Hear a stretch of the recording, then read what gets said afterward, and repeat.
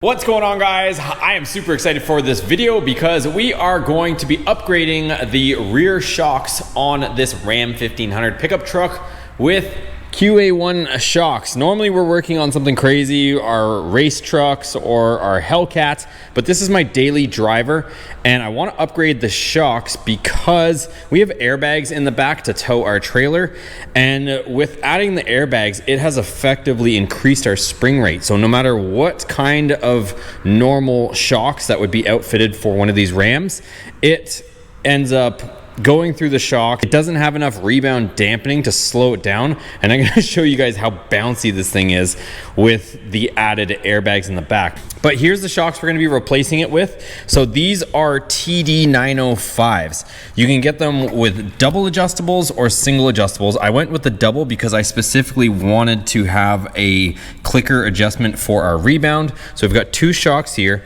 but we also ordered these. So I will link everything down below for you guys. So these are shock extensions, and the reason why we're putting this in is so that it can actually have the correct stroke length. So it is effectively going to move this eyelet up to put this in the correct spot for the stroke of the shock. So we're going to add these. It's as simple as unscrewing our eyelet here, screwing these on, and then screwing the eyelet to the end of this extension. That's pretty much it. I'm gonna go ahead, go through the whole process with you guys, but first I want to show you guys how bouncy this thing is. It's like I said, this is my daily, and this thing is just bouncing all over the place. This is probably the third set of shocks I've gone through in a very short period of time, and I want to get something better on here. This is going to be night and day difference, you guys. Watch how bouncy this is, and then once we get these new ones on here, it is going to be nice and dampened on the return. Don't mind how dirty my truck is. It is crazy pollen season out right now, and it is covered. I just washed it like a day or two ago, and it's already covered again. But check this out.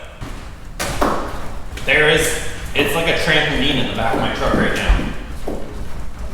So what we want it to have is we want it to go down and then have a slow return, or at least somewhat of a control.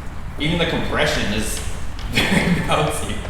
So let me show you guys underneath the truck, and I'll show you guys the airbags as well. All right, so here's underneath, you guys. Like I mentioned, we have aftermarket airbags in here and the factory coil springs. So that's why we effectively have way more spring in the back on this than factory. And we're gonna go ahead and swap out those shocks so that we can control this ride a lot more.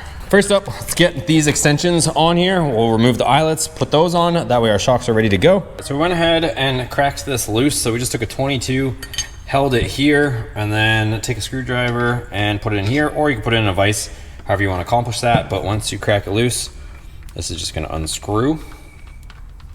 We're gonna screw in our extension. So now we're gonna go ahead and we're gonna snug this down as well as our jam nut there. And we can go ahead and install our eyelet, of course, on the top.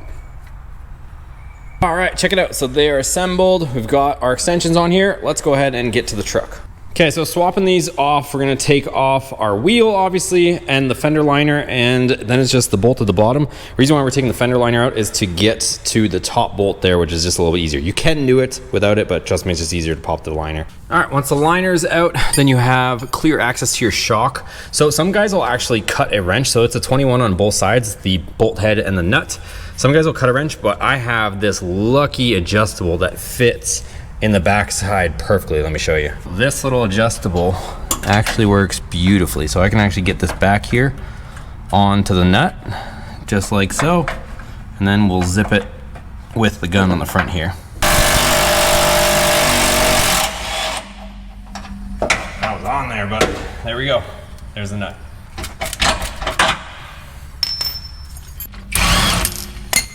All right.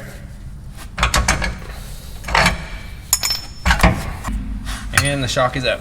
All right, if you're wondering, the reason why we installed the shock extensions is so that when the shock is fully extended, it ends up being the perfect height to the factory one, so that we're riding in the same depth of the stroke, and that this shock can actually extend the same way that our factory one could. Okay, let's go and get these ones in here. We're gonna put our adjusters at the bottom, and it's gonna install just like stock with access to our adjusters. All right, top bolt's tight, bottom bolt's tight. Adjusters are right here. I loosened everything up, so I backed them all the way off. That way I could easily extend the length of the shock or contract it to get everything aligned. So we'll end up adjusting it in just a second, but let's get the other side on.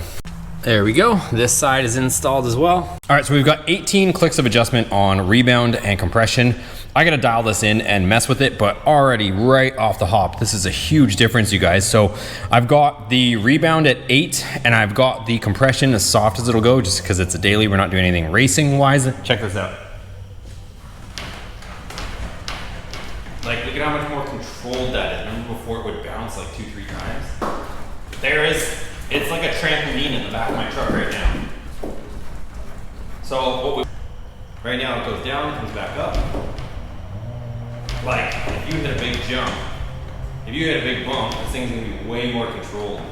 So you guys remember how it was before, boom, boom, boom, boom, that's gone. So huge improvement on this. I'm super, super happy with the results, and I'm gonna continue to dial it in, but right off the get-go, it is just a obvious and clear difference between the two. So if you guys have airbags in the back, if you find it's a little too bouncy, too uncontrollable, obviously, I mean, this is an eco diesel. We're not racing it by any means, but we're just trying to get that ride quality back while still being able to tow. So I've got a 24-foot enclosed trailer. We sometimes are up to 10,000 pounds with it. We need the added assistance of the airbags, but we have always been compromising ride quality. And with this, I'm able to now bring back that ride quality. So really, really excited, super happy. I'll link those down below for you guys.